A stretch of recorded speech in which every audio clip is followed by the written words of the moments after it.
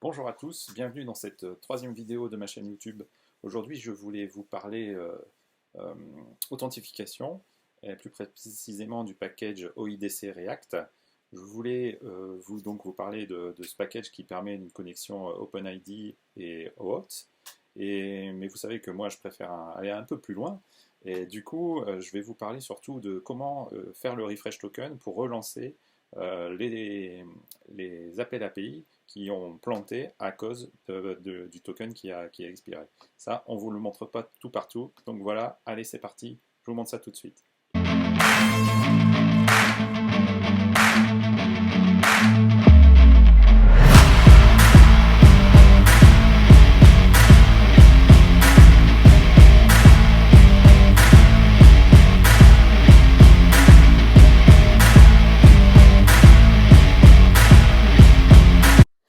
Allez, c'est parti. Donc, je voulais vous parler du package OIDC React. Donc, vous pourrez le retrouver bien sûr sur NPM. Donc, ce package est très bien fait, très bien expliqué.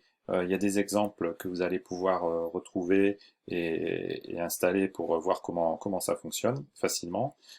Pour ma part, du coup, je l'ai installé sur mon template Create React App. Je vous montre ça comment ça fonctionne. Donc voilà, on est sur le template Create React App.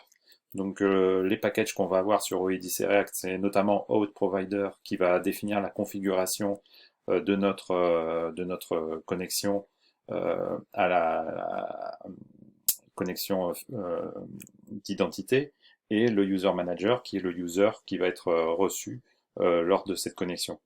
Donc c'est très simple, hein. Ici, on a juste entouré notre application de l'élément Auth Provider auquel on ajoute donc la configuration.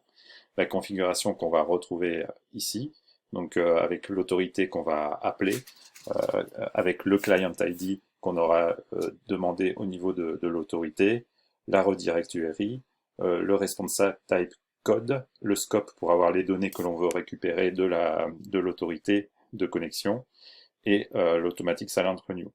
Donc je vous montre tout à fait tout de suite comment ça va se passer. Une fois qu'on a fait cette configuration-là, rajouter ce composant autour de notre code, de notre application. Voilà, c'est tout. On a juste ça à faire. Donc je vous montre tout de suite comment ensuite on se connecte avec ces informations-là.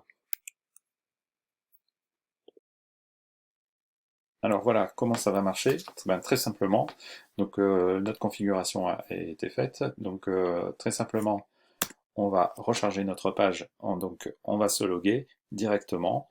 En faisant trois appels. Le premier pour appeler l'autorité avec le client ID, le deuxième appel pour récupérer les tokens, et enfin le troisième appel avec les tokens pour récupérer les informations du user. Et donc, dans la partie session de storage, on va à récupérer tout ce qui est token.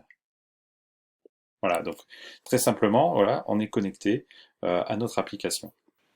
Ok, du coup maintenant je vais vous parler de comment on va relancer le refresh token quand certaines requêtes API vont planter à cause que le refresh token et que l'access token est expiré. Donc, plusieurs étapes. Première étape, dans notre application ici, on va mettre un Axios Interceptor pour intercepter les messages d'erreur en lui passant le User Manager. Ensuite, tout se passe au niveau de l'Axios Interceptor Response. Ici, du coup, on va intercepter toutes les réponses en erreur. Et donc, dans notre cas, en cas d'erreur, les cas 401, dans ce cas-là, on va lancer le refresh token. Ok. Donc, le refresh token, comment ça se précise? Donc, ici, on est ici, refresh token. Donc, on va récupérer l'erreur, on va récupérer l'original request de l'erreur, on va donc enlever l'access token qui pose problème, on va vérifier que celui-ci est expiré, et du coup, si il est expiré, on va lancer ici un user manager sign in silent pour refaire une demande d'access token. Et donc ensuite, on va récupérer l'access token qui va nous être redonné grâce au renouvellement du token. et on va remplacer le bearer avec le nouvel access token. Et à la suite de ça, on va relancer le refresh token. Une fois que le refresh token il aura été récupéré, on va relancer la requête qui aura planté. En parallèle de ça, s'il y a plusieurs requêtes qui plantent, ben on ne va pas relancer les refresh tokens pour chaque requête, non, on va les placer ici dans un subscriber qui va contenir du coup l'ensemble des requêtes qu'il faudra rejouer en cas d'échec de plusieurs requêtes. Et ce n'est qu'à la fin ici, une fois que le refresh token il aura été fetché, que l'on va aller récupérer la liste de tous les subscribers qui auront, qui auront échoué, et on va les relancer un à un. Je vous montre tout de suite comment ça va marcher en live sur l'application. Ok, donc très bien. Du coup, je vous montre juste qu'est-ce que j'ai mis en place ici. Juste un appel API qui va planter parce qu'on a un problème de token expiré. Ensuite, on va rappeler le refresh token automatiquement après avoir catché l'erreur 401. Et ensuite, on va relancer le refresh token, puis relancer l'appel API qui a planté. Allez, c'est parti. Pouf. Et voilà, tout de suite. Donc, on voit le premier appel API qui a planté. Deuxième appel automatique, on a demandé le refresh du token. Troisième appel, on relance la requête qui a planté et qu'on avait mis dans les subscribers. Et cette fois-ci, elle est passée puisqu'on a remplacé le token avec le nouveau token reçu. Voilà, c'est tout sur cette partie-là. Voilà, j'espère que cette vidéo vous a plu.